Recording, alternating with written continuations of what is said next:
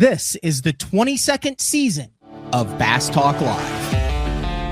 BTL is presented by Bass Cat Boats, Strike King Lures, AFTCO, Pro Guide Batteries, Spro, Gamakatsu, The Bass Tank, Beatdown Outdoors, and Sunline. BTL coming at you. Good afternoon and welcome to another exciting edition of BTL Bass Talk Live, where we are going to talk about fishing. It's officially Bassmaster Classic Week. Competition kicks off on Friday in Knoxville, Tennessee, for the first time since the 2023 Bassmaster Classic, which was won by Jeff Gustafson. We kind of always do a classic recap show. We've had a couple good weeks of classic shows. We had Blake on from Beatdown Outdoors yesterday morning. He talked a little bit about what goes on behind the scenes in the Classic Expo, how that has really grown. It's probably the premier place in the world now to get your hands on some of the newer products that are coming out, and a lot of work that goes into that massive Classic Expo. If you missed last Thursday's show, it's kind of inside the head of a first-time Classic competitor. We got a lot of first-time Classic qualifiers this year in Knoxville. We're going to go through those with Dave Rush from Best on Tour. And kind of talk about the weather, the conditions, what we think is going to play, who's going to do well, the whole 9 yards. But Frank, I found his daily diary blog entries from 2002.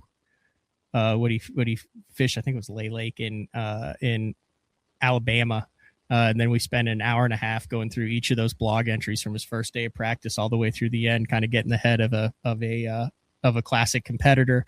And then a good show on Monday with Wes Logan, who's kind of one of those hybrid guys in the Bassmaster Classic. This is a real interesting, you've got Tellico Loud and you've got the Tennessee River. Scope is going to play big, but also we saw when Ott Defo won it in 2019, which was the 49th Classic, the last Classic before the split with MLF. Was a lot of historical knowledge of the fishery, a lot of power fishing. You had chatterbaits, plugs, jigs, all sorts of stuff play. So we're going to kind of run it down, talk about what to expect, where to expect it from a guy who covers the industry behind the scenes pretty well. You see him every week in the bestontour.net Best on Tour This Week feature that we do, where we break down what happens in professional bass fishing. And Dave, thanks for jumping on BTL. I know you're working on the truck. It seems like nowadays it's always something wrong. It's just never just go to the lake, dump it in and fish. So hopefully you've got a functioning vehicle as you head towards Tennessee later this week and all those potentially dangerous storms to cover the Bassmaster Classic. Yeah, always a lot of stuff to do before we head out to the Bassmaster Classic to cover the tournament and help out at the expo, cover the expo for all our sponsors, and just check out some of the cool stuff. But man, glad to be back on. It's crazy that it is already Classic Week again. It is. The Classic changed in 2000. That kind of 2005, 2006 time when you had the Clausen win, where it changed from a summertime Classic to a early season Classic. And one of the things that kind of did was really hamper the parts of the country where the Classic could go down with in late February to early March. We've seen some crazy weather at Lake Hartwell and Alton's Victory in 2008 and I'm throwing out numbers here like I'm remember these if I'm off a year. I think it was 2013 when Game Face Cliff Pace won on Grand with the jig. The ramp was like pure ice that they built there at Wolf. We've also seen some really mild wintertime Classics, but what it kind of does is limit where those Classics can be. And we seem to be in a little bit of a cycle. They announced the Classic next year on Lake Hartwell, where it's been previously 2 years. I mentioned 2019, 2023 in Knoxville, back in 2026. Do you think that kind of cycle of 3 or 4 of the same kind of fisheries dampens the excitement or enhances it, because now we kind of know what to expect? The anglers go in what to expect. We know how it's going to be kind of set up. What are your thoughts on kind of the recurring Classic locations? I think, what do they say? Variety is the spice of life. So I think you can go either way with that, Matt. Would the fans like to see some different venues, some different setups? Sure. But, it comes down to the ability of the host cities to handle an event of this size and give the fans a good experience. And that includes the expo, the arena, and the lodging, restaurants, everything that goes with it. So with that being said, I agree with what they do as far as rotating it through a handful of cities, great hosts, and it gives them a leg up because they've already hosted a classic. So logistically, they know what to expect, and like I said, can give the fans and the anglers a better experience at the tournament. It also gives the first-time classic anglers that you spoke about a lot of material to do research on, because they typically go back to the fisheries at the same time of year. So with that being said, I think the classic being held in Knoxville for the third time, there's a lot of information out there for these anglers to rely upon to try to set a game plan. One of the biggest changes between 2023, the last time it was on the Tennessee River, actually a week later, March 24th through 26th, that Gussie won, was the smallmouth bass, which ended up being the predominant winning pattern. Gustafson beat Brian Schmidt by almost 2 pounds. But it was an 18-inch minimum length limit. And if you listen to Gussie, he's been on a bunch of shows talking about it lately. He thinks that was a big player in him being able to target those 18-inch smallmouth to win, where a lot of the other guys were nervous that they'd be able to catch 5 doing it. I know that bass is, I don't know whether they got a exemption or whether they changed the laws now, but I believe it's only like a 15-inch limit this year, which there's been some chatter that probably will have a big impact on the number of limits and how close this thing is coming down to the wire. Absolutely. Changing the length limit on smallmouth bass could definitely be a player if smallmouth, in fact, factor in it as classic. It seems like they will. Don't know what the average weight on a 15-inch smallmouth on a Tennessee River system would be, but I do recall it being one of those classics where it was hard to catch a limit. The guys that were up grinding shallow seemed to come in with more limits than the guys that were out doing things offshore, like Gussie. He did not come in with a limit on the final day, if I recall correctly, and still was able to pull off the victory just by the sheer quality of the smallmouth bass that he was catching. But as I stated earlier, that secret's out of the bag. They've been back for a regular season event, obviously a different time of year, but a lot of guys have seen this fishery. They see how Gussie won it. They see how Ott won it. It's like a mix of power fishing, offshore. The scope factor is definitely a bigger player now than it was even when Gussie won a few years back. It has just evolved tremendously since then. Basically, we were talking about it before we got on the show. We were kind of looking at the field and just kind of saying to ourselves, man, this is a really, really stacked field.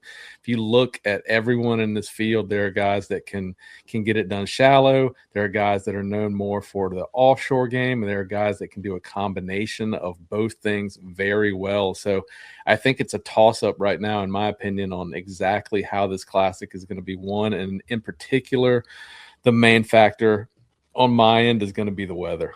Yeah. Speaking of the weather, I just heard some thunder out back. So if I get hit by lightning and I go off, just remember you're still live, Dave. So you're running the show. You can just wrap it up and click off. There's about a 50% chance that's going to happen. I think a lot of people forget how tough it was back in 2023 in the Classic. We were kind of in the era of giant bags of fish. It seems like over 20 pounds a day wins every tournament, regardless of where you're at.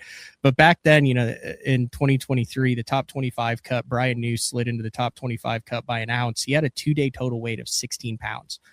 He had 3 fish for 6.8 on day 2 and 5 fish for 9.8 on day 1. And that allowed him to fish on the final day. Less than half of the field who fish in the top 25 had a limit the first 2 days just to slide into it. So that was literally, if you just were able to go out, catch 5 keepers a day, you made the final day of the Bassmaster Classic. I don't think that's going to be the case this time around, Dave. I think you're going to see, especially with the reduced limit. Like I know I rode with Brett Height in that last one, and he had to throw back 3 or 4 smallmouth bass that were under the 18-inch limit that were like 16 and a half. It might have been 17 inches back then. It was 17, I think. I don't know, 17 or 18, but he had, nice 2.25 pound smallmouth that he had to throw back. I think the majority of the field this time around is going to have limits, especially with the information that's out. It's the second time around, and how good these guys are with the forward facing now, which, love it or hate it, it does increase the catch per angler ratio. Absolutely, Matt. And I think that makes the bigger fish a factor in the Classic. If you followed a lot of the anglers on social media during their pre-practice, you saw some absolute monster fish posted on social media from Fort Loudon, Tellico, and the Tennessee River when they were out there pre-practicing. I know it's not this fishery, but we just saw a potential Tennessee state record, 14 something largemouth caught. So there are some big fish in Tennessee lakes. It is the time of year when these fish are accessible. I certainly expect to see some giants wade in this year at the Classic. Speaking of riding with guys, I believe it was 2019 Classic. I went and rode on that final day of practice. And for those of you that are not familiar of the way it's structured, they have 3 days of what they call, pre-practice. And then they have a final day of practice on the Wednesday before the Classic. The anglers can go out and practice, but it's basically kind of a mock walkthrough of the launch, because it's a lot of things go down. Bassmaster Classic launch, they want to make sure everything flows smoothly. So the anglers, probably one of the only times during practice that they actually launch at the facility they're going out of and make the run to where they want to go. But man, it's a pretty long run down to Tellico from Knoxville. I think that's going to factor too. Yeah, definitely is going to factor. Yeah. He had 2 fish for 6'11" on the final day and was still able to win. He had like a 9-pound lead going into the final day there, which was unbelievable. Now, the biggest factor, or one of the biggest factors I've talked about, is no Gussie in the 2026 Bassmaster Classic. He's won an Elite Series event, moping. He's won a Classic, moping, kind of off of the same spot. What are your thoughts and anticipating? I've talked to some of the anglers. I know you've talked to some of the anglers. The guys I've talked to said, yeah, that's fair game. Like, you can't really lay claim to that spot anymore. I talked to some guys who had actually been there before he had figured it out and not, but there's some unwritten rules in bass fishing as far as kind of going in on other guys' stuff, debated on, whether history plays an impact on it or not. But do you think the first day on live with really good live coverage now, we're going to see a quagmire or a cluster of anglers that are all trying to kind of lay domain to that spot? Or do you think that with the field, with the understanding of it and scope, forward facing sonar and stuff way more dominant 3.5 years later, that guys will be spread out? Or will there be a fight for Gessie's hole, so to speak? Well, you have to factor in that they went back for a regular season event as well, past that. So some of the guys that may be in the Classic field have fished that area during a regular season event, but I don't think it matters. I mean, one thing we can say for certain, if you turn on Bassmaster Live at any event, typically you're going to see guys playing bumper boats or very close in the same area. I expect the same thing in this Classic. Mm-hmm. Do you think this will be a river tournament like we saw Ott win it in 2019, or do you think this will be a drive through the river to get to Tellico, Loudon, and catch open water, clear water fish? And the river is Mark Daniels Jr., Jacob Wheeler. That year, we saw Brian Schmidt, Scott Canterbury, this past Classic do it where it kind of was like a true river deal. Do you think this will be a drive through the river to get to the lakes, or will there be some impact in the river in this tournament? I think there's going to be a mix of both, but one thing we can say for sure is when it is a forward-facing sonar event and the anglers can use it in practice and during the competition days, it is going to be dominated by forward-facing sonar, whether it is out deep or up shallow or a combination. That's my opinion. You're going to see some very shallow scoping, see some guys show you how that is done at a very high level. Very cool. All right. Before we get into the field, I just got off the phone with the guys at Omnia, and they said, "Hey, are you doing a show lately? We're doing this giveaway with this new rod company."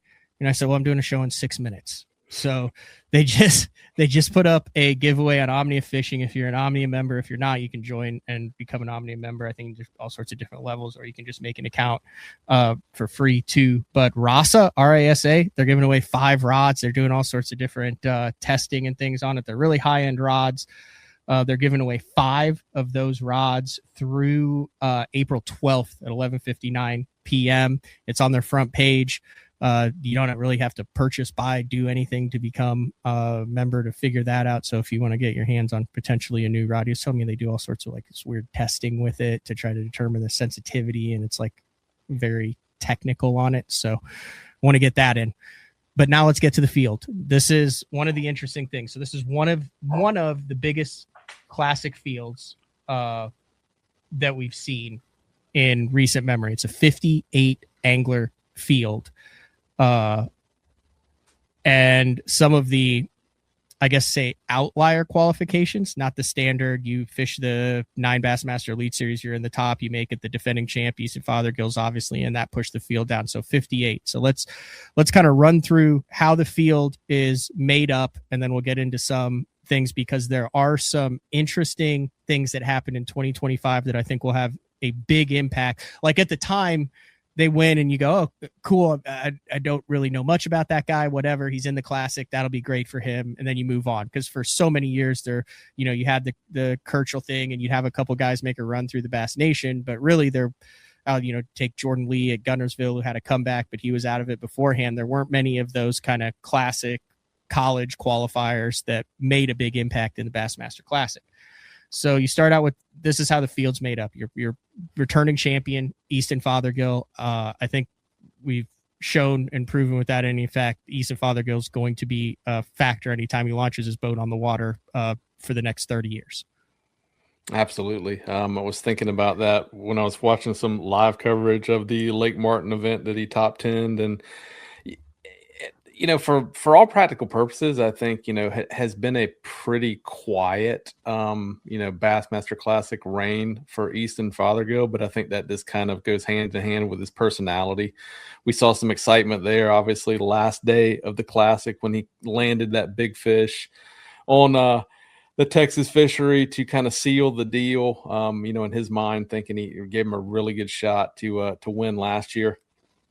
But for all practical purposes, it's been a pretty quiet year for Easton Fothergill, but, reminded you very quickly, second event of the year, Elite Series at Lake Martin, that he is a very talented angler, very dangerous when forward-facing sonar is involved, and coming off some momentum with a top 10. So I would not be shocked at all to see him in the mix on the final day at the Bassmaster Classic. Yeah, we've seen in I guess semi-recent years, we've seen KVD go back-to-back. We've seen Hank Cherry go back-to-back. We've seen Jordan Lee go back-to-back. So not out of the realm of possibility to see a back-to-back for Easton Fothergill. Then you have a guy coming off of the best comeback effort that we've seen in professional fishing, Pat Schlopper, who won. There's some of these guys that are double qualified, but on a river system out of Wisconsin, not afraid of the cold weather. Pat Schlopper is the winner of the Upper Mississippi River Elite Series. So what that does was they had kind of a win in, you're in, basically like, hey, if you sucked all year, you can still win this one and make the Bassmaster Classic to keep people interested.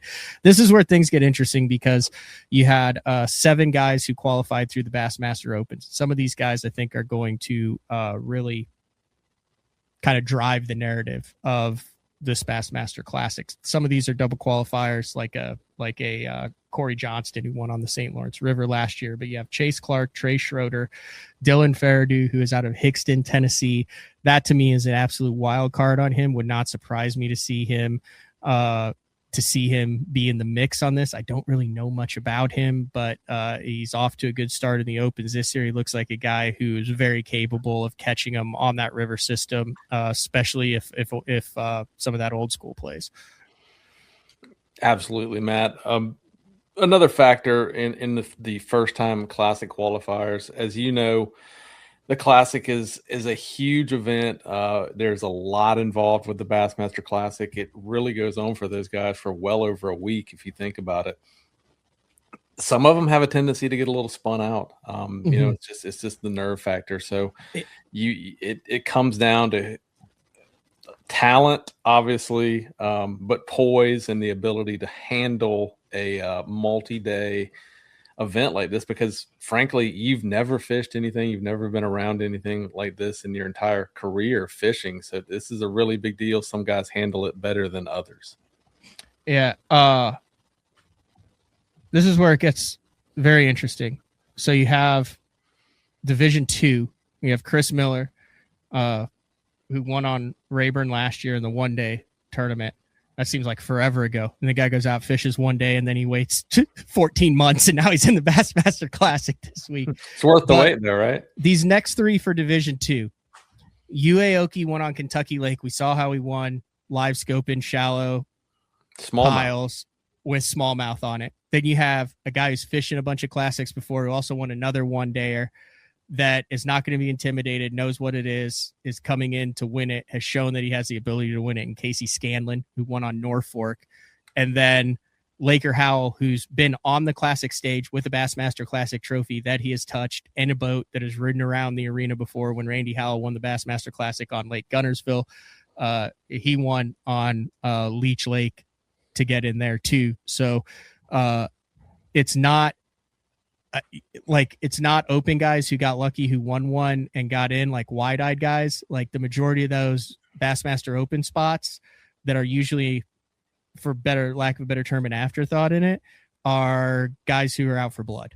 Absolutely, man. That's why I was just go back to the point of this go down the roster and you look at it, and you, even if you're not familiar with these guys, if you click on their stats and you see what they've accomplished, whether it's a short-term or long-term journey on the Bassmaster tournament scene, this is an absolutely stacked field. You talk about a guy like Laker Howell. In my mind, Laker Howell is a closer. He won another big event shortly after, before that Open. I can't remember, it was vice versa, but he is a winner. He knows how to win big events, and at the time, those are the biggest events for him. And what he needed to do to win, he's been grown up around it. I would not be shocked at all, because he can do both, right? He's not going to be intimidated. He's there to win, not going to be launch his career even more after a win at Leech and a win in the And he's a multi-purpose guy, in my opinion. He can do it shallow if he needs to. He can do it scoping out deep if he needs to. He can do it in between. And I think that's gonna kind of be the theme of the Classic. It seems like the conditions are gonna be changing really quickly. Had some very warm weather in the southeast. Going to get a little cold snap, but man, I mean, it looks like spring out here right now. Pollen, flowers blooming, fish up shallow on our local fisheries here, but it is not spring yet. So we're going to see how those guys can adapt. But somebody like a Laker Howell, a Casey Scanlon, former Elite Series guy, I mean, he's traveled all over the country. He's seen it all. He's been there. He's not going to be intimidated either. Would not be surprised to see either of those guys do well. The EQ guys, a couple double qualifier there. Emil Wagner, Laker Howell gets another Elite Series guy in, and then Caleb Hudson, who was a total wild card. He won. He slid into the bottom there on Okeechobee, and now he's leading Rookie of the Year and has shown that he can catch him. So if he can keep that momentum going. Now, let's get down to the college bracket, the Bass Nation, and the Team Series, because these are somewhat newer additions to the Bassmaster Classic over the year. And these are out of the 5 anglers that made it through these series. If I was a betting man, I would put my bet on there would be a camera in 2 of these guys' boats on the final day of the Bassmaster Classic with a shot to win it. And we haven't even gotten to the regular Elite Series field. The first one is the Bassmaster College Series bracket, which is Trip Berlinski. He is the epitome of the new generation angler and not intimidated. He's a Florida dude who fishes for UNA and is in that group of guys who show up to kick ass, take your money, and go home and, make sure that the shorts are there. The rope hats are in pristine condition, and they've got, 3 extra cans of Zins in the boat for the next day where they're going to catch another 30 pounds. One thing is for certain, the college angler and college fishing in general, since you and I have been covering it, has totally evolved. When we first started doing it, you had anomalies, outliers like a Jordan Lee, a Matt Lee, guys that were at the top of their game in college. And then you had guys that were just fishing college to fish college, and we're not really very competitive. That has totally changed. You've got some powerhouse teams, some powerhouse anglers. That translates from the local level to the open level, regional level, and like you said, probably going to translate to the Bassmaster Classic level. We've seen it pretty consistently over the past few years that whether it's a final day appearance in the top 10 or just making the cut, these college anglers have continually been a factor in recent Bassmaster Classics, and particularly when it comes to forward-facing sonar. Then you have Nick Trim. Nick Trim knows the lakes like Gunnersville, things like that exceptionally well. He's also a river guy. He's from Wisconsin. These are the three Bass Nation contenders in it. Noah Winslow, and then sliding in third place in the Bass Nation is a guy I think throws a wrench or some excitement into this classic as a whole. He is Dylan Nutt. He's out of Tennessee. He has been very dominant along with his brother over on the MLF side of it.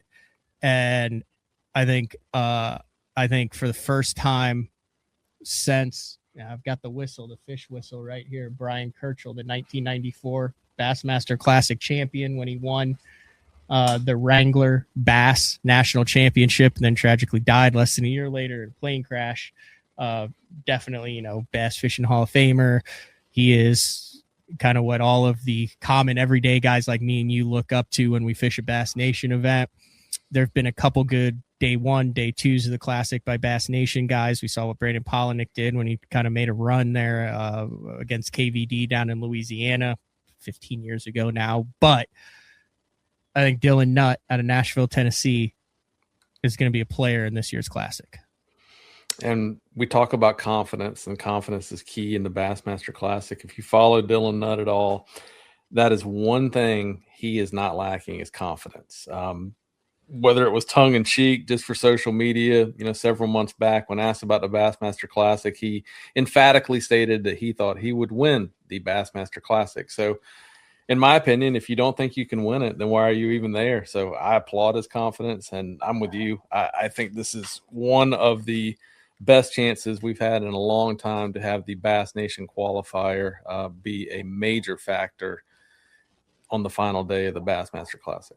He's 22 years old. Between college, BFLs, Toyota Series, he has 9 top 10s over the past 2 years. He has 4 wins. He has wins in Florida in a college fishing event. He's won a BFL on Pickwick. He won 2 Toyota Series, one on Pickwick, one on Chickamauga early in the year, February 5th through 7th, March 18th through 20th, current-driven fisheries, big bass, forward-facing sonar. Over $100,000 in earnings, and he's 22 years old, and he's kind of on a free roll in this thing. Yeah, and I think we've talked about this ad nauseum in the past. I think at this point, you throw 22 years old out the window. I'm measuring these guys in almost like dog years of fishing, right? Which equals time on the water. 16, 17, 18, 19, 20, 21, 22, 7 years. You equate that to what a weekend guy does. It's like 25 years on the water. Absolutely. These guys are putting in the work, no matter what you want to say, whether, they work regular jobs, go to college, do whatever the case is, are financed by backers. It doesn't matter. They are putting the time on the water and have the ability to put the time on the water to keep current with what's going on, to go to fisheries that resemble fisheries that they may be fishing, to try different techniques, to fish every single tournament they can, whether it's jackpot or whatever the case is, to stay in that competitive mindset. They are in tune with what's going on seasonally, day to day, with their equipment, with new techniques. And I do not think he will be intimidated whatsoever by fishing in the Bassmaster Classic at all. I do think, it's how you embrace it as far as coming into the arena, big crowds, a lot of different things with media day. Some of that you can get kind of caught up in the pomp and circumstance there. But as far as on the water and what he's capable of doing, I think he has all the tools to be a major factor. This is where things got real interesting, because at the end of the year, they have the Bassmaster Team Championship. And the winner of the Bassmaster Team Championship gets a spot in the Bassmaster Classic. And that went to a 20-year-old I'm just going to read you his finishes with Bass in the past opens and the start of his Elite Series career, dating back to the 2024 high school national championship, which was in Tennessee. Third, 9th, 11th, 24th, 19th, 5th, 3rd, 5th, 1st, 61st, 1st, 6th. That is Fisher Anaya, who is going to be a problem this week for anyone else trying to hold the title.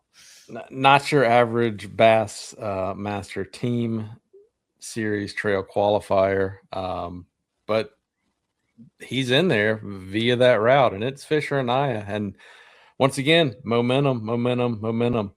He has proven that it doesn't matter where he fishes.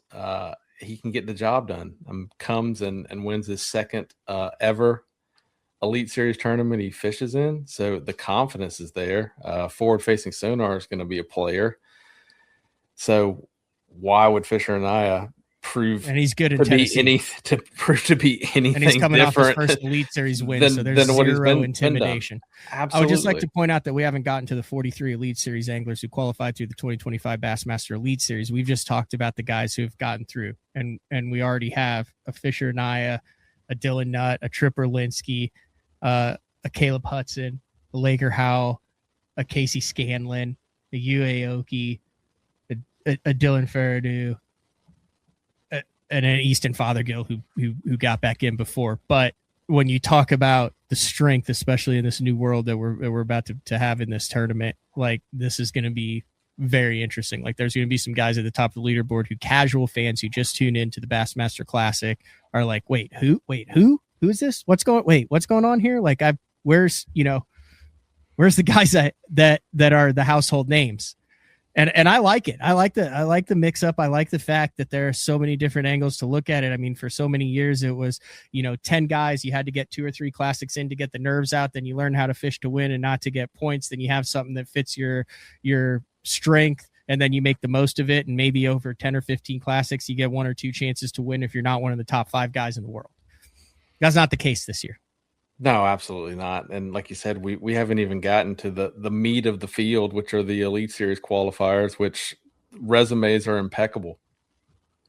And 3 of those guys, like may not even be able to celebrate with champagne if they win. No, they're still under the age of legal drinking. All right, let's get to the Elite Series then. Back-to-back Angler of the Year, Chris Johnston, Trey McKinney. We'll just do it in groups of 5. Chris Johnston, Trey McKinney, Koya Fujita, Jay Shakuret, and Will Davis Jr. Are the first 5 in that group. Dude, this is insane. This is a great, especially for what they're doing with largemouth, with smallmouth, with the ability to power fish, with the ability not. You have the log runs, you have fish on bait, you have all of the information that's gone before there. Like, I wouldn't want to bet against Koya. I could see him winning on something crazy. I could see Shakuret, who we've seen is absolutely dominant. He's won on smallmouth before. Trey McKinney, is this Trey McKinney's time? Like, no Angler of the Years so far. He's been incredibly short and had some misfortune, grown up before our very eyes. Like, is this the one where he goes out and says, hey, I may be the 6th youngest in the Classic now, or the 5th youngest, but I'm 21 years old and I got a Classic title. Yeah, and then you look at a guy like Chris Johnson who has the ultimate momentum, right? Back-to-back AOIs.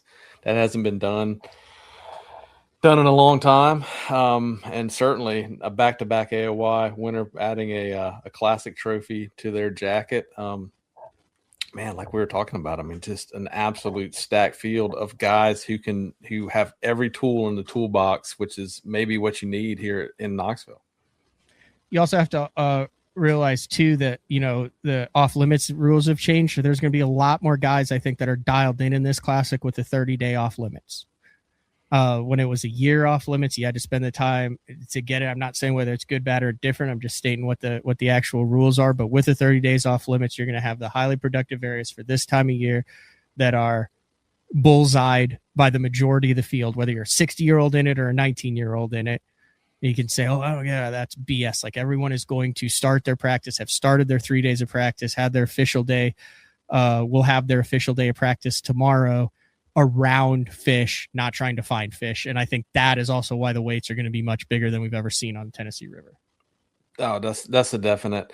Talking to a lot of the Elite Series guys that went in pre-practice prior to that 30-day off limits going into effect, several of them were like, "Man, it looks like an Elite Series tournament at the ramp." I mean, everybody was there getting in that last minute pre-practice, and that has not always been the case in previous years. Some of it due to the rule changes, some of it due to guys saying, man, I don't want to go in with preconceived notions. I think a lot of that has changed. I think guys are understanding that the more time they can put on the water, whether it's, just graphing, marking things, navigation, outscoping, finding little subtleties, I think that has really changed. I think everybody most of the time is putting in the absolute most amount of practice they can on a fishery. I think this is probably going to be one of the most well-informed fields in recent history. The next group, Taku Idu, Tyler Williams, Patrick Walters, Tucker Smith, and KJ Queen. Like, I don't know how Tucker Smith gets shuffled in this, but like when it comes to savant young anglers with a penchant for winning large sums of money, I mean, Tucker Smith still has to be number one. He's won won $1 million tournament, won another $500,000 tournament, won Elite Series tournaments. Like, he's still at the top. We put him in that group. Tucker Smith for sure is a big money player. When the big titles are on the line, Tucker Smith shows up to play. Wouldn't think this would be any different at the Bassmaster Classic. An angler that really stood out to me, in particular this year, I'm not sure exactly why, but was Patrick Walters. He's coming off the NPFL championship win. He's won events over there. He's AOY'd over there. He's now won the championship over there. Of course, it was a non-scope event, but that just shows you how versatile and how dominant Walters can be, whether he is scoping or not scoping. One of the innovators, I would say, of the scope with the jerkbait. We saw what he did in Texas with that. He's been called out by all kind of pundits over the years saying, man, it's just a matter of time before he wins AOY. He's got the titles. He's this, he's that.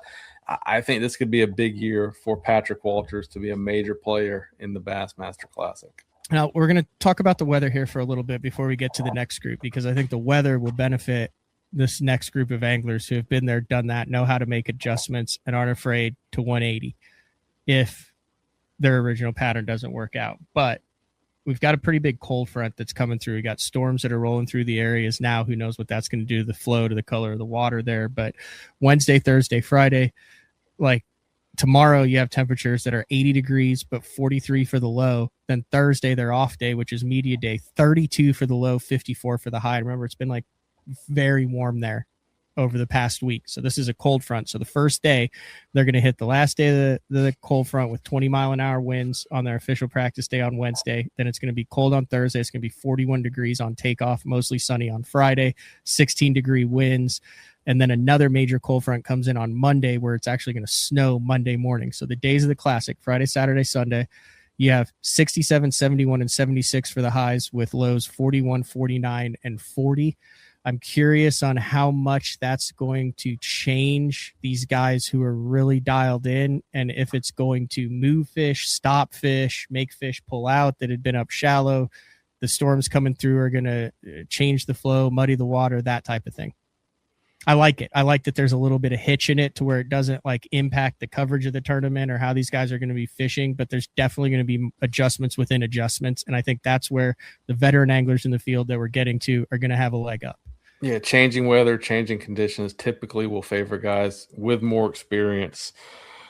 But that was obviously in the pre-scope era too, right? So scope gives you an eye underneath the water of what's going on real time. Does that balance that out, the guys who are just super at live scoping versus experience? That's going to be an interesting story to follow throughout the tournament.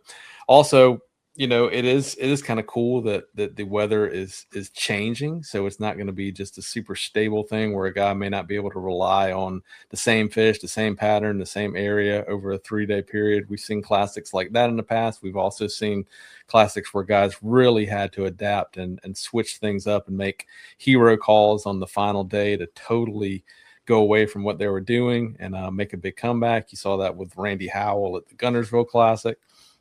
May see something like that happen here in Tennessee based on the weather. And, typically in the South that time of year, unfortunately, when it goes from hot to cold, water temperatures changing, sometimes that can bring fog. Is there a fog delay? Is there any type of weather? Are there shortened days? Does that hurt a guy that's making a longer run?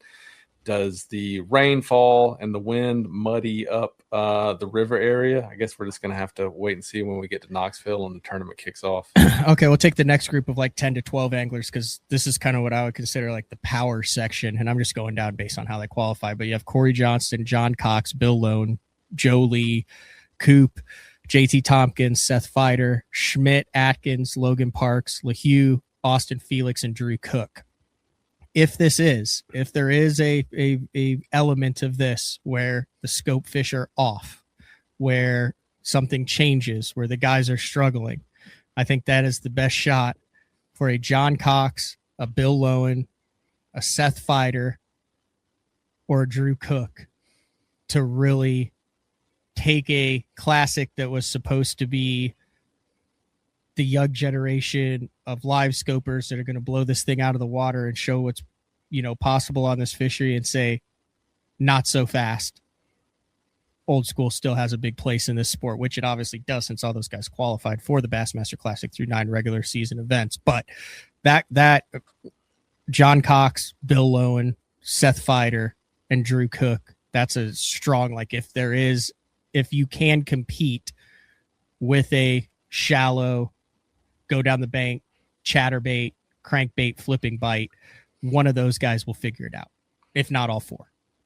I totally agree, Matt. Also, I mean, there's been reports of water temperatures on main lake pockets being in the mid 60s.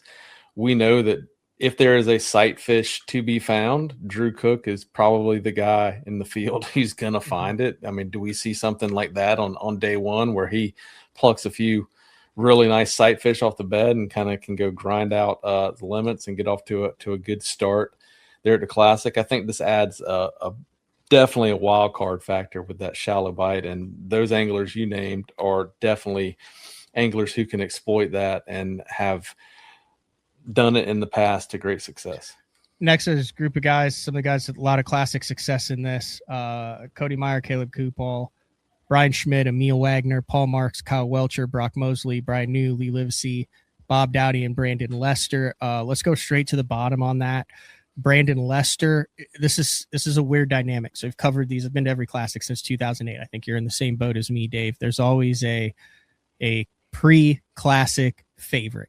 Like in 19, it was Ott, and Ott went out and he won it as the favorite. We're 43 minutes into this show, and when we're talking about classic favorites, we have not said Brandon Lester's name until 43 minutes in. Does Brandon Lester still have any advantage on a fishery like this with his history out of Fayetteville, Tennessee, looking for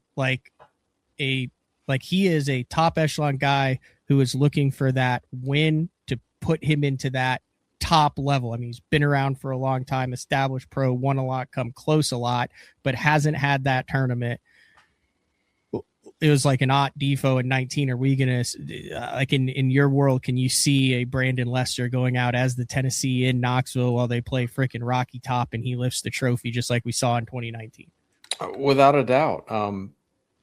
Brandon Lester's the guy in the field that probably knows where that one stump is out in the middle of a mud flat that has nothing else on it, or where, one boulder is on a tip of a point that somebody's not going to stop and look at because it's an indescript type of bank. He certainly has those type of spots. If he gets on a pattern, I think he can run it probably more efficiently than anybody in the field. And I don't know if you follow Brandon on social media, but what I thought was cool was guess what he was doing yesterday on their off day? What was he doing?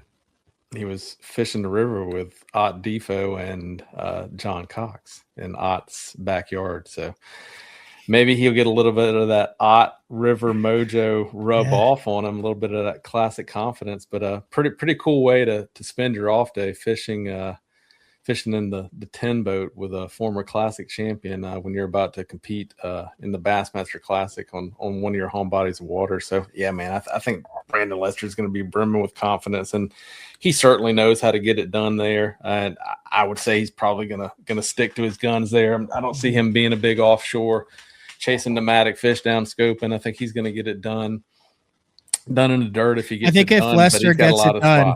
I think if Lester gets it done, he gets it done catching less fish than the majority of the rest of the field, and he gets it done with a big bite every day, a 5 to 7 pounder or 6 pounder, that bigger fish that he knows where they live. And instead of 3.5, 3 3/4 stacking them, I think we see Lester with a key bite each day off of a piece of structure cover that puts him into the conversation.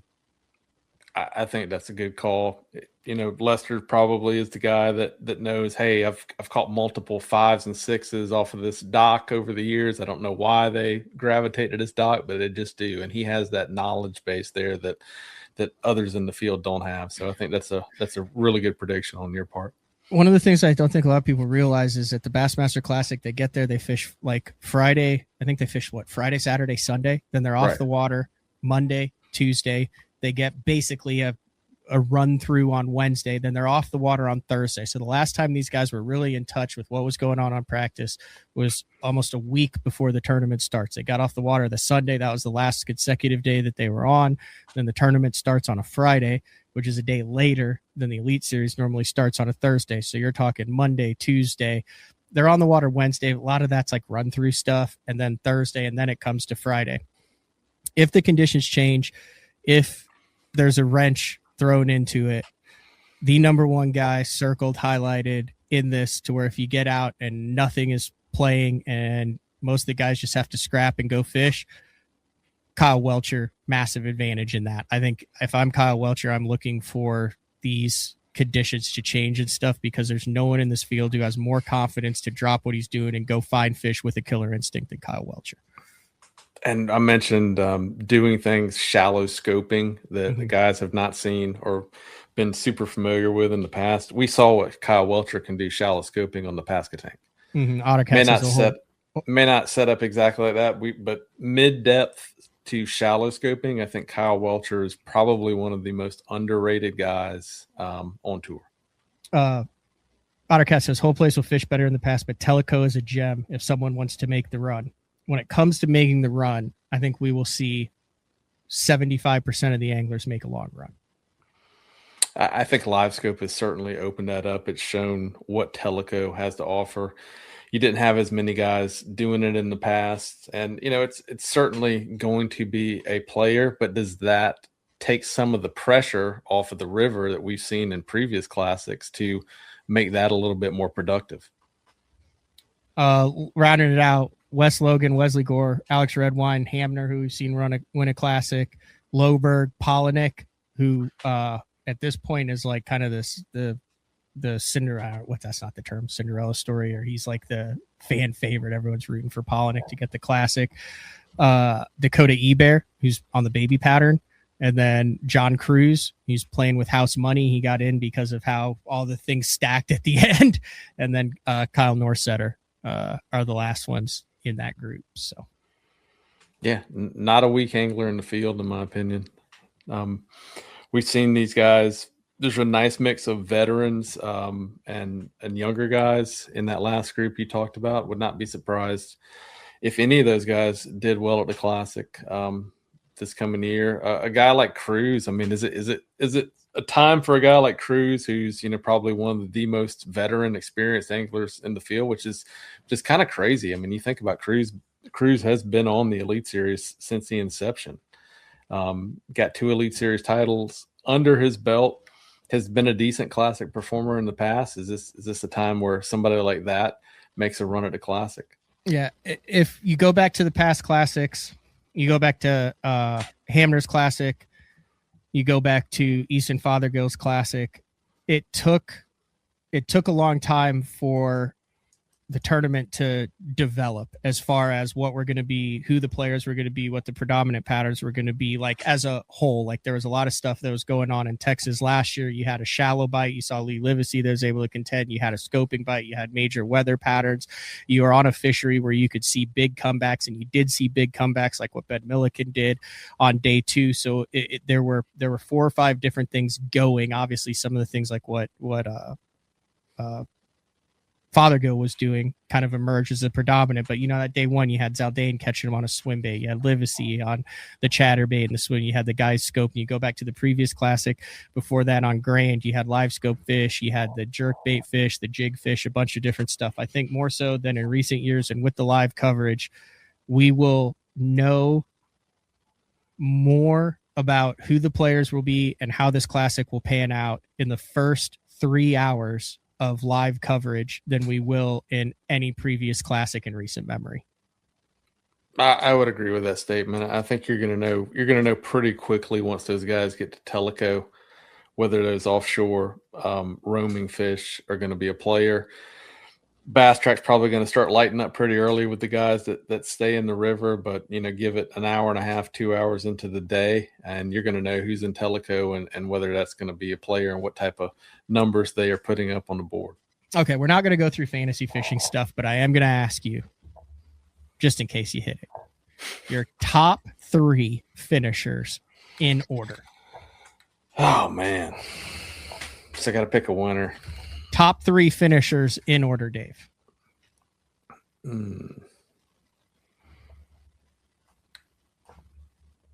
You're putting me on the spot for sure.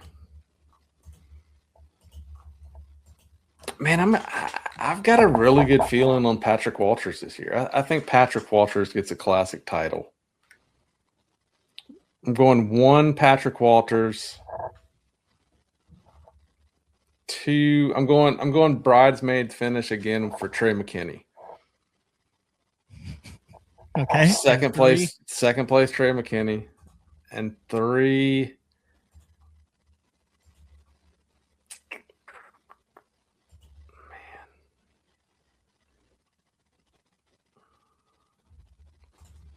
man. Look here. This is tough. Mm-hmm. It's a super tough field. Obviously, none of this is probably going to be correct. Oh, that's why we hypothesize. Say someone's name. I'm going 3 Brandon Lester. Okay, so you're going new school and old school.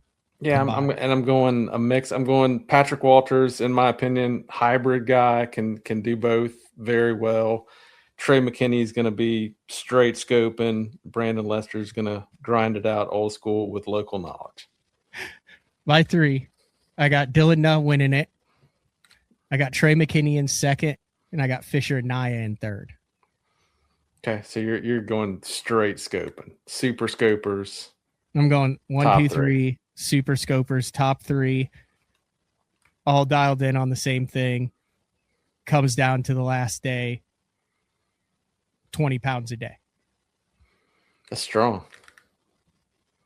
I think a lot of things have got to go right for that to happen, but I don't think it's out of the question. Winning bait, Dave.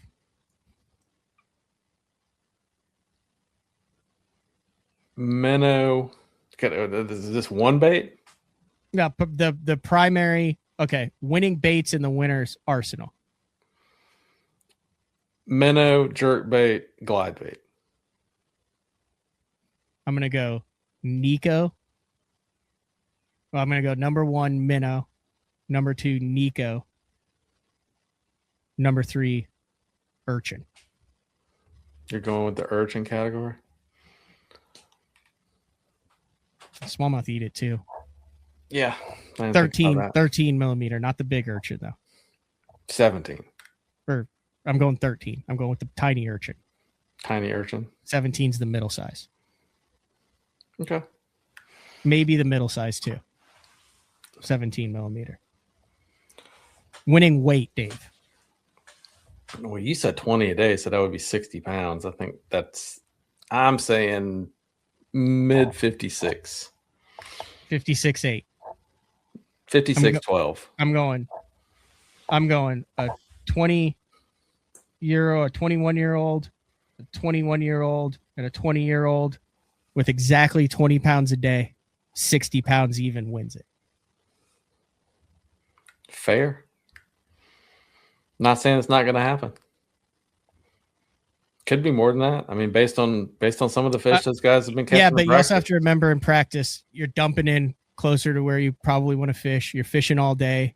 You're catching fish. Like by the time you do the classic, by the time you run down there, by the time you fish, by the time you get a good bag, by the time you have to come back, you've got 15 to 20 mile an hour winds on that first day. It happens in every time you practice. You're like, I had 20 pounds today, and then your tournament day just goes like that. That's a classic St. Lawrence River jinx. Is by the time you run to where the fish are and fish them, you only get 5, 6, 7 hours to fish instead of full. You're fishing 12 to 14 hours a day in a practice day. Yeah, I've never been down. I've been on the water, obviously, during the classics in Knoxville. I've never been down to Tellico. I don't know if you have or not. I think that's part of the reason I didn't pick just all scopers. I don't know how protected some of that stuff's going to be if they do have big winds on day one, whereas they'll definitely be able to get out of the wind on the river or find the right amount of wind that they might want to fish. So I think that'll definitely be a factor. But one thing you have to keep in mind here is I put this one in the category of for the anglers and the fans, but we're talking anglers right now. This is a convenient classic, right? This isn't a classic where you're having to drive an hour to go launch the boat, an hour and a half back in traffic. This is probably one of the least stressful classics and venues that they'll go to recently. I mean, they launched right downtown Knoxville.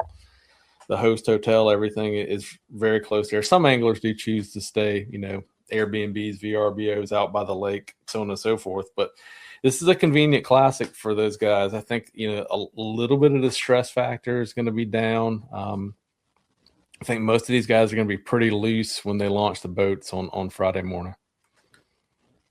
Does the winner have a butt seat in the front of the boat when he wins on the final day? Yes or no on the butt seat on the front? I say no. You said yes, but I don't know if Dylan Nutt's a butt seat guy. Fisher and I is definitely a butt seat guy. Is the classic 1 on 15 smallmouth? No. What is this distribution? I think it could be 60% smallmouth. I think a bigger largemouth or two are going to have to come in to play. Three smallmouth, two largemouth a day in a bag if somebody wins at scoping. Schmidt had all largemouth last year when he finished second. Yeah. Did we miss anything? Did we do it in exactly an hour? I think we're close. I mean, the only thing else we really didn't talk about was the expo and what you have going on at the expo. If you want to get into that. Stay tuned to my social medias at Matt Pangrac on Instagram. We'll have kind of a list of where I'll be, when I'll be. I know we're doing Friday evening at the Pradco booth with Frank. I think like 4 to 5:30 p.m. Maybe there's going to be some giveaways on that, some BTL koozies, special prizes for that. Be at the Pro Guide booth, I believe on Saturday.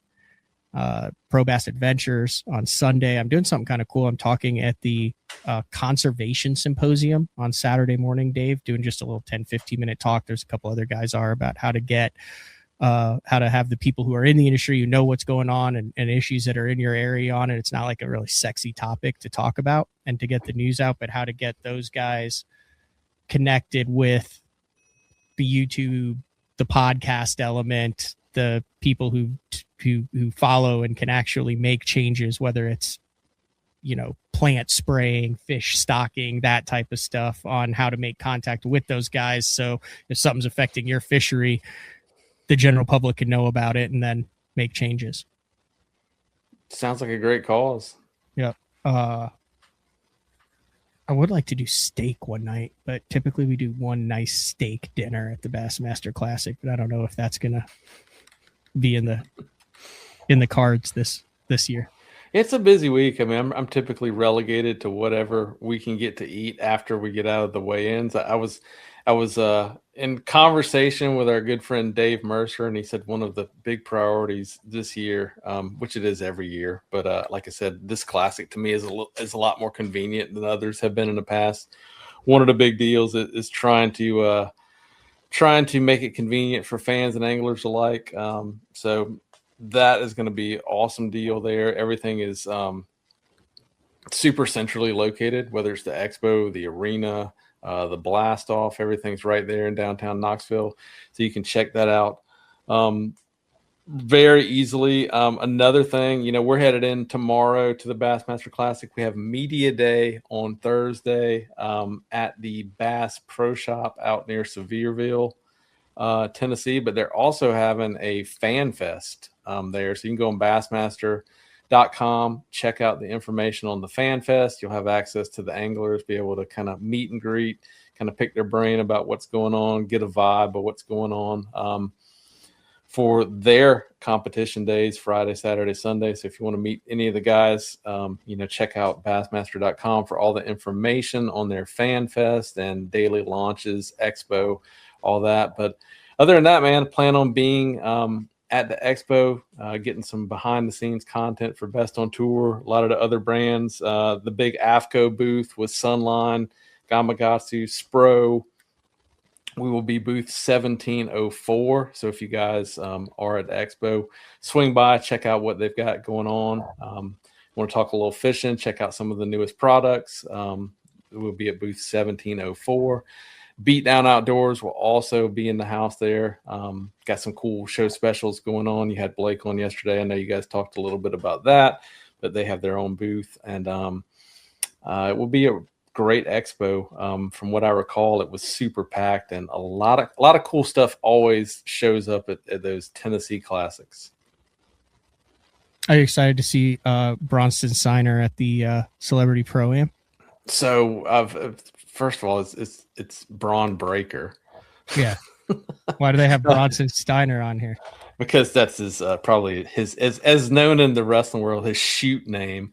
So for those of you that are not familiar, Braun Breaker, WWE superstar, son of Rick Steiner of the famous Steiner Brothers, big WWE star, is a big bass fishing fan. He actually was at I believe it was the St. John's River. That's where I met him. St. John's River event. He came and did the halftime show with Mercer and those guys down at the St. John's River event last year. But really cool dude. He will be in attendance. Celebrity Pro-Am. That's another cool event that they've had going on for the past few years now. And man, they got a stacked field this year. What about Tony D'Angelo? Are you a fan of him? Yeah, another wrestling guy. Not as familiar with him, but I know he was going to be competing as well. But as you well know, my highlight of the Knoxville Classic, and I'm hoping this is still the case, I have not confirmed, but the mayor of Knox County, Mr. Glenn Jacobs, better known to the viewers probably as WWE legend Kane, comes and gives a great talk every year. And man, he's a super cool dude, man. He's always happy to talk wrestling with you. And if you've watched the previous Knoxville Classics, he and Mercer always have a good back and forth. It's been rumored for several years that he was going to choke slam Mercer through the podium at some point in time. I can only hope that this is the year that Dave Mercer takes the choke slam through the Bassmaster Classic podium on stage, and I'm positioned to get a great photo. What are your thoughts on that new reality series that uncovers the veil of WWE that Triple H and all them are involved with? It talks about the inner workings of it. Are you a fan of that, or you're not opposed to it? I refuse to watch it. Why? That's not how it's supposed to be. It doesn't follow kayfabe. It's real. It's supposed to be a highly guarded secret. But no, in all seriousness, that's kind of out the window nowadays. It used to be such a highly guarded secret. I mean, to the point where wrestlers would get stabbed in the crowd. Old ladies would beat them with canes. Before the internet, everybody thought that was real, and there was a secret to the business. Of course, now the cat's out of the bag on all that. It's scripted. It's a big show. It's theater, but I have not watched it. I'm not against it. I mean, I think at this point in time, it's kind of. You're not interested at all. I'm not interested at all in exactly the behind the scenes. The first season they kind of did how John Cena turned heel and how they had to go through all those things. Are you following the current beef with social media superstar and WWE superstar Logan Paul and Tom Brady? I am not. Honestly, man, I'm not a huge. Ever since WWE has switched over they've switched around networks and streaming services so much, and there's so much involved. On Netflix now. You're Netflix now, but it was Peacock before. To watch certain pay-per-views, you have to have the ESPN streaming service. I'm not a fan of having to go to multiple streaming services, and the length of the pay-per-views, like WrestleMania, has turned into a 2-day event. I think Brady's set. I mean, I think it's obviously a lot involved. What do they call it? A work? Yeah, I think it's work between versus shoot. Yeah, it's definitely a work. Is that how you say it? Between Logan Paul and Tom Brady right now. I think Tom Brady is setting up for an appearance at WrestleMania where he will then take on Logan Paul. Very possible. In recent memory, you've seen Bad Bunny in a WWE wrestling ring. He trained at the Performance Center, took it very seriously, did a really good job. But that's been happening for a long time, man. I mean, back in early WrestleMania days, you had Cyndi Lauper, Mr. T. Celebrities have always been a big part of WWE. It's one of the things that Vince McMahon kind of brought to the table, was kind of meshing that celebrity culture with the wrestling culture. He did a really good job with that. And as you see now, you have, celebrities that are becoming wrestlers. So there you have it. Easier to make a living in the lower levels of fish, like Toyota Open Series, or in the low level wrestling promotions now. Is there still a easier as far as finances or wear and tear and liability, like finances and making it to the top? I mean, that's a tough one. I follow Tommy Invincible. You're getting Tommy Invincible on Instagram, and sometimes he's wrestling in front of 500 people, and sometimes he's dude's backyard. And keep in mind, I'm only basing this off of information that I get from wrestling podcasts and whatnot. But for the most part, I think indie shows, as they're called, or backyard shows, kind of different levels. But indie shows, those guys aren't getting paid much. They're just trying to get reps. They're trying to get ring time, to get better, to get a look at from a bigger company, to get a tryout. The payout is very small as far as that goes. However, they're not putting in the expenses, right, of a week at a VRBO and gas and a boat every day and entry fees. So I don't know, man, probably be a toss up. I guess you would have to say you're guaranteed to get paid, unless you get a crappy promoter when you're performing on an independent wrestling show, versus if you show up at a tournament, you have to perform to get paid, and beat other people. So not sure. Yeah, it'd be something you could ask Kane when you see him at the at the media day.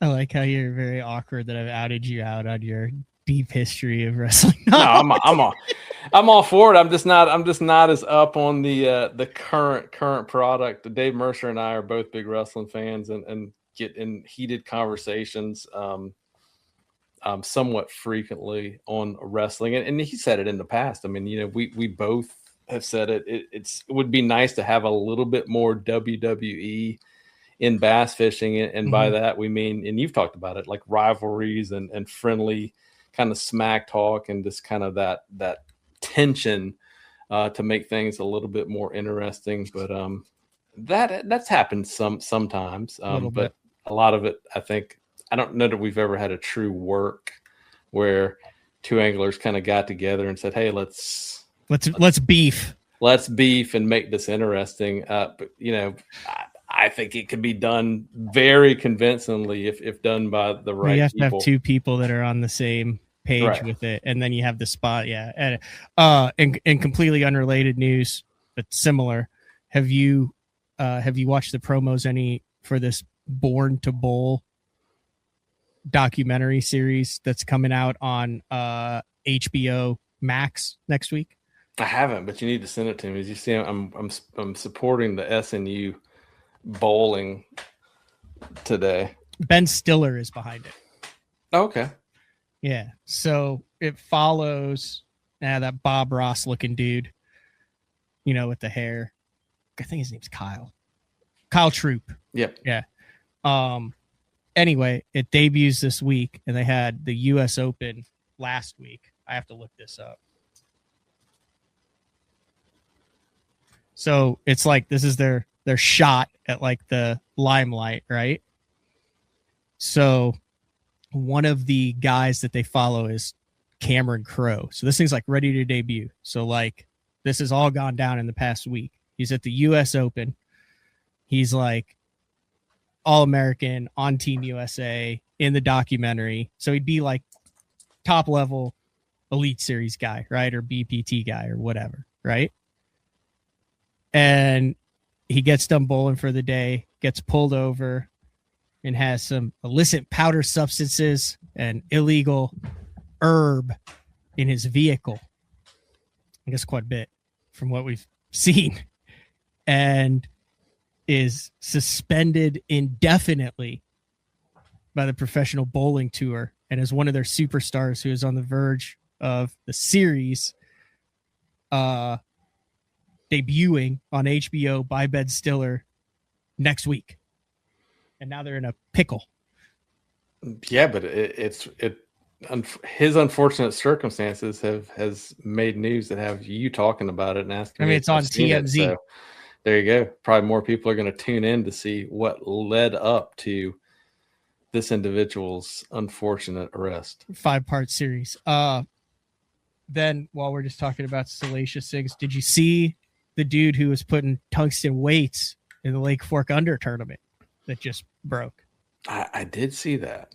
I had not seen anything that was official confirmation or news, but I did see some banter on social media that was talking about we had another individual weighting down fish in a pretty high level fishing contest. Kind of, it was over 10,000. Lake Fork. Was Curtis Lee Daniels. Yeah, arrested for that. cheating on Sunday in Lake Fork, Texas. The picture is very interesting. I'll show the picture. Which one? The picture of this fella. So that's the bass right there that will not be spawning.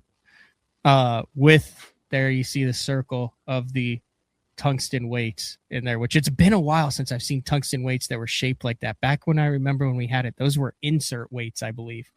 You had to have the insert in it because the way that tungsten was cut, it can be kind of sharp. But in today's day and age, let's just say that's 3 ounces of tungsten weights in that fish. That's, someone else pointed out, like $50-$60 just in tungsten weights. Yeah, the price of tungsten is definitely on the rise. Yeah, it's wild how context drives publicity. So like there's no video of we got weights and fish and then the angry mob and the bait's coming out and the guy going, we got him, and the guy sitting there with his head down in shame. Like the picture and then the mugshot and the article like doesn't generate a 100% of the national publicity that the walleye tournament guys did. And that's literally just, it's the same thing. It's literally just the context around it. I just found that interesting how, because there wasn't a salacious viral moment that went with it, the nationwide outrage wasn't as well. Also too, is it the format of the media, right? Typically social media, like short videos, reels, things get a lot more engagement and clearly a lot more views than if an angler just posts a photo. Would it have been something that the national, because the walleye one you're referring to, that was, it's like a regional tournament. But it was popping up on national news feeds. It was dominated national news feeds. Was it because there was a short 15 to 20-second clip? Right. They could show versus this is just a picture. That's probably a lot to do with it. I think if there was a video of them kind of, of the guy getting cuffed and led away, and a quick interview of what somebody from the organization or the sheriff's department or DNR talking about what he had done, I think it's probably the same thing. Yeah. The other thing that I found interesting in this article is how they discovered it. So he was arrested being exposed for cheating during a fishing tournament on Lake Fork. So at Lake Fork, they have a slot. So you either have overs or unders. Unders are predominant. Basically everything between like 2.5 pounds and 7 or 8 pounds is a slot fish. So you have a tournament, you either catch an over or you have 5 jammer slots, and it's like hundreds of an ounce. We saw that dude in the US Open a number of years ago who got caught for cheating. And you're like, well, why are you putting it to the untrained eye? It doesn't seem like it's that much weight. But when you're dealing with hundreds of ounces and everybody's weighing in, whatever, if it's 15 inches, 14 and 7/8 inch bass, 3 ounces per fish, there's hundreds of places and thousands of dollars because it's so micro. So like those 3 weights were almost as big of a deal as if you had everybody weighing in 10-pound walleye and then one guy weighted it to weigh 11 pounds. You see what I'm saying? Yeah. But this is what I found interesting. I've never fished a tournament that has done this. And I'm curious as to like which tournaments do it and how it's done. I'm wondering if you've ever fished a tournament that's done this, Dave, or if anybody who's listening has done this. But it says Texas game wardens discovered the fish submitted by Daniels contained 3 weights in its stomach. Similar weights were located in Daniels' boat. It said tournament organizers noticed something fishy about a bass submitted by North Texas Fishing Tournament Sunday. Tournament organizers flagged the bass during a weigh-in after a metal detector found foreign objects inside the fish. Have you ever fished a tournament that they wanded? I've heard about this. I've never fished one of these. Have you ever fished in a tournament that wands your fish with a metal detector? I have not. I've fished a few of the Big Bass Tour events on Clarks Hill.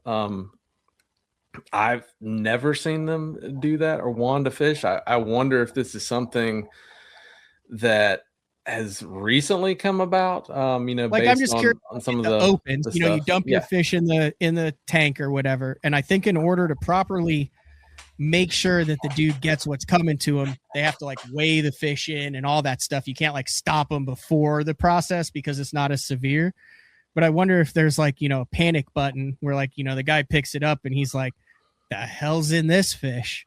Yeah, and he that's just, what I was saying. Flags it, doesn't say anything, lets you go through to the rest, and then there's a metal detector, a wand out back. Like I wonder how many tournament organizations have that and don't publicize it, or should they publicize it? Or is this like one where you get there and it's like on every fish? Like I was saying, I wonder if that's something that has come about since the walleye incident.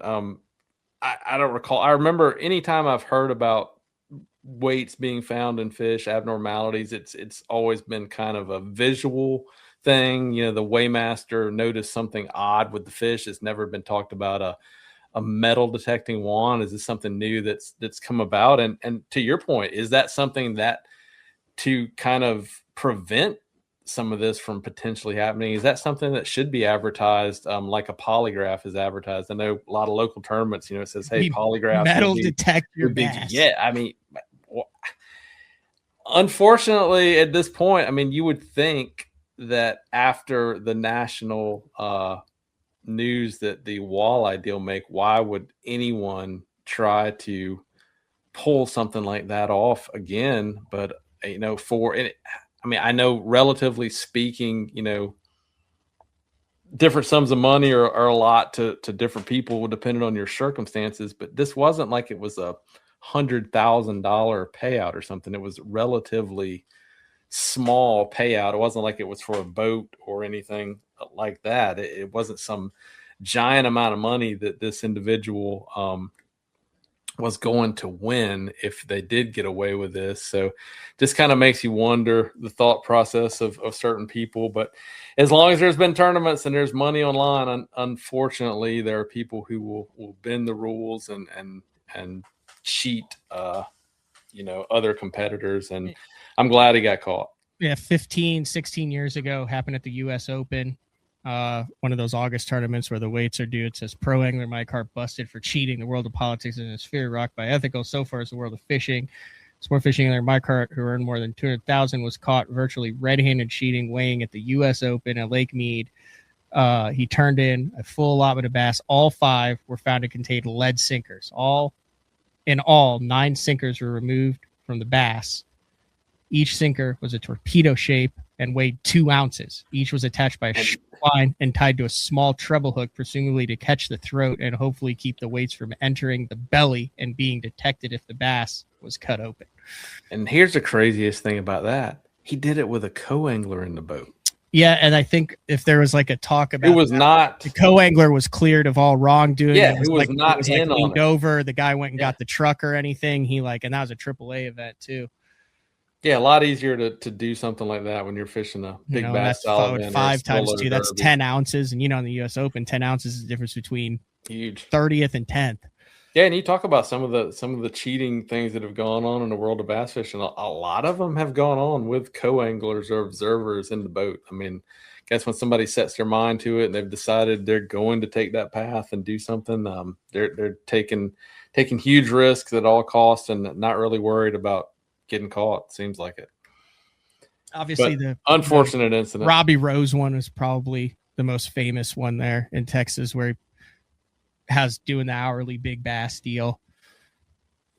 Sticks a 1 pound weight in the fish. They put it in the freaking tank after he weighs it in, and the fish just goes donk, sits at the bottom of the tank while everything else is swimming. It's like a see-through, and everyone's like, huh, my fish is acting a bit odd.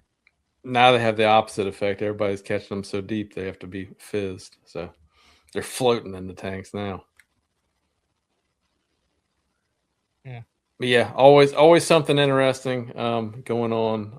Unfortunately, as Rose was led away, a fish handler at the tournament, director Brian Davis noticed a pronounced lump in the fish's stomach. Curious, the officials touched the lump, which they found to be hard. That's dangerous. Then placed the fish in a holding tank and moved to the weigh-in for other fish. However, once they placed Rose's fish in the tank, another strange thing happened. It sank. It was just sitting on the bottom of the tank, Davis said. Normally a fish will hover and not sit on the bottom. It won't stay in one spot. This one was just moving. At that point, Davis decided to interrupt the polygraph and confront Rose. Rose said he looked shocked. I asked him, Robbie, is there anything that's going to get this fish disqualified? He didn't say anything. They grabbed the fish, squeezed the tail ahead, and removed a shiny 1 pound lead weight from its mouth. Yeah, he was trying to get it all in one shot there. It's like I'm not going for ounces. I'm putting the full 1 pound in the fish. 16 ounces. All right. Dave Rush, we do a weekly bestontour.net. If you're not signed up for it, this is a great time of the year to sign up for it. There'll be all sorts of stuff from what comes out at the Classic to behind the scenes looks. You do angler takeovers, all sorts of stuff, keeps you up to date on what's going on in the bass fishing industry, completely free. It just comes to your email box. Also gives you opportunities to look at new baits, what's new on the market, everything. You got a bunch of people that get that every single month now, Dave. Yeah, dude, we got a classic preview issue that will come out on Thursday.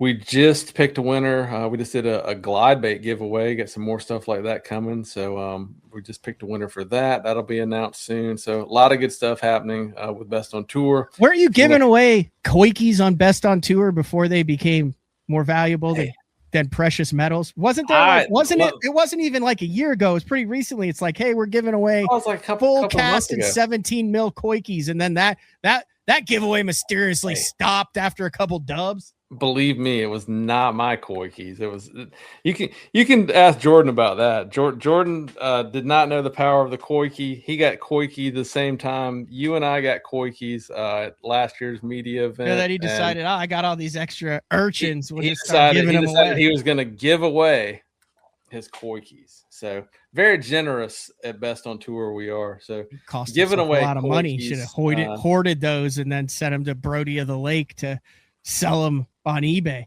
Yeah, and hey, follow Best on Tour on Instagram, on TikTok, Facebook. Might have a little something going down at the Classic where we give you a little update at the Classic Expo where some koikis could potentially be hiding out. Oh, I like it. The other thing that you do that's the coolest. Might have a little koiki watch. The other thing that you guys do that's the coolest is you have the master calendar. So if you're a fan of this sport, you want to see what's coming up, where everyone's going to be. It takes the Toyotas, Invitationals, Bassmaster Opens, Bassmaster Elite Series, all the major events, and like stacks it on top of each other. So like when I'm doing shows and I'm seeing what it is, I know that like the week after, here's like March 2026, here's the Classic, but that next week, the Classic, MLF Stage 4, and a Toyota Series is going on all at the same time. You do that month by month and stuff too. So it also knows like if you're fishing, if you're going to a lake, like you are like, I don't want to be on top of any of these tours or major tournaments or anything. You can also just check it too. Yeah, super easy to use. You can add it to your calendar as well.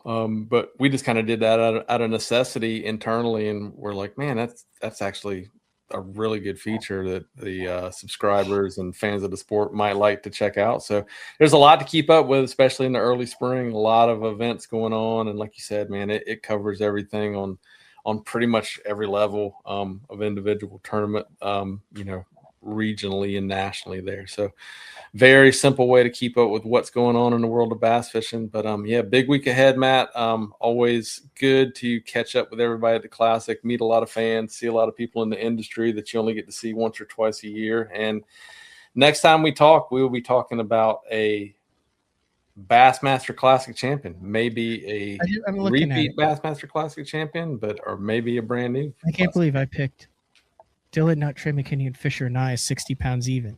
That's a bold. Very bold.